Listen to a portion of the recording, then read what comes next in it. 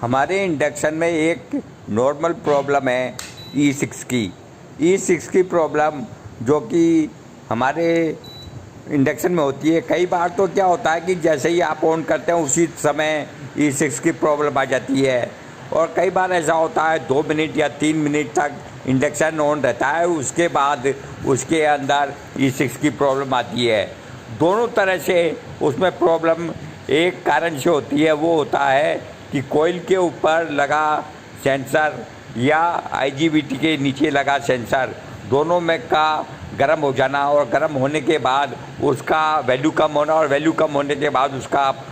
Induction को बंद कर देना और उसमें E6 की प्रॉब्लम आना। यह प्रॉब्लम इसलिए आती है क्योंकि हमारा सेंसर गर्म हो जाता है। और कई बार ऐसा होता है कि जब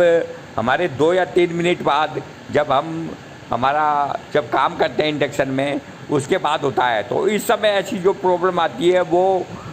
इसलिए आती है क्योंकि हमारा सेंसर गर्म हो गया। और सेंसर गर्म होता है वो इसलिए होता है 2 या 3 मिनट बाद कि उसके अंदर जो फैन लगा रहता है, क्या तो उसके नीचे बहुत ज़्यादा डस्ट आ गई या वो स्लो चल रहा है। जो फैन है वो 18 वोल्ट DC पे चलता है, तो उसके अंदर 15 से या 18 वोल्ट आनी चाहिए उसके सिरों पे। अगर वो 15 या से 18 वोल्ट आ रही है तो इसका मतलब है कि हमारा जो फैन है वो धीरे चल रहा है,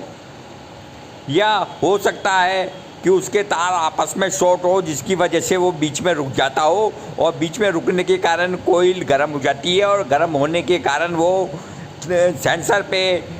वैल्यू कम होने के बाद E6 की प्रॉब्लम देता है। और जो सेंसर की और पंखे की स्पीड स्लो होती है उसकी वजह ये कई बार ऐसा होता है कि जो मैकेनिक होता है उसकी नॉब को काट के डायरेक्ट उसको तारों को बेल्ट करके उसको लगाते हैं। तो उससे क्या होता है कि जो तारों के कनेक्शन होते हैं, छोटे छोटे तार, वो अक्सर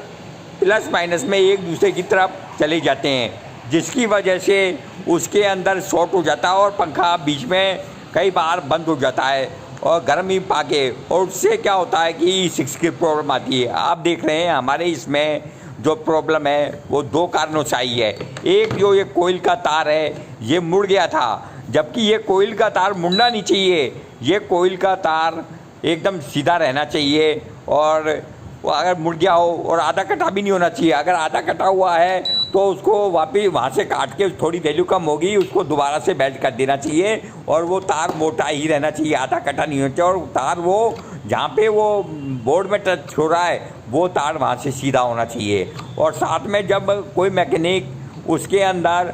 तारों को डायरेक्ट जोड़ता है तो ये देख लें कि उसके अंदर कहीं कोई छोटा सा रेशा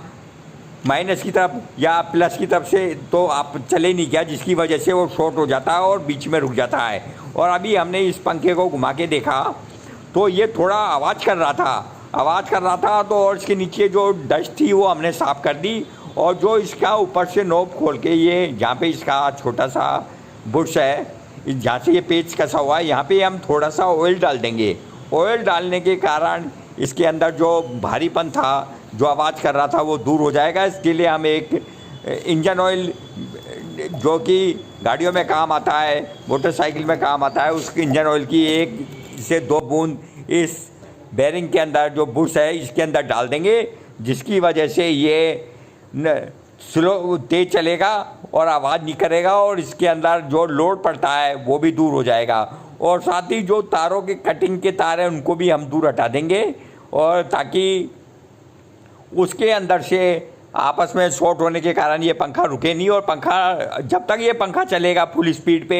ये जो कोयल है ये गर्म नहीं होगी, और कोयल गर्म नहीं होने के कारण इसमें E6 की प्रॉब्लम नहीं आएगी। E6 की प्रॉब्लम इसलिए आ रही है कि वो तार शॉर्ट होने के कारण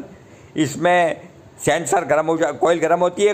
होती है तो सेंसर के पास मैसेज जाता है, सेंसर उसको रोक, मशीन को या इंडक्शन को रोक देता है। इसलिए हम इसमें थोड़ा सा ऑयल कर देंगे, और जो तार आपस में एक दूसरे से शॉर्ट हो रहे हैं इनको दूर हटा देंगे, ताकि, और कोयल का तार सीधा कर देंगे ताकि E6 की प्रॉब्लम दूर हो जाए। और अब हम इसको दिखा रहे हैं, ये देखो, ये कोयल के ये दोनों तार हैं, ये मुड़े हुए थे, इनको मैंने सीधा कर दिया, और यहाँ से भी इसको सीधा कर दिया है। और इधर इस तरफ जिधर ये फैन का कनेक्शन बोर्ड में था, वहाँ से भी हमने इसको तारों को आपस में दूर कर दिया है, जिससे अब वो E6 की प्रॉब्लम नहीं आएगी। अब हम आपके सामने इसको ऑन करके दिखाते हैं ताकि आपको पता चल सके कि ज़रा सा भी एक हल्का सा भी तार का कोना भी छू जाएगा तो ये फ़ैन चलना बंद हो जाएगा और कॉइल गर्म होगी और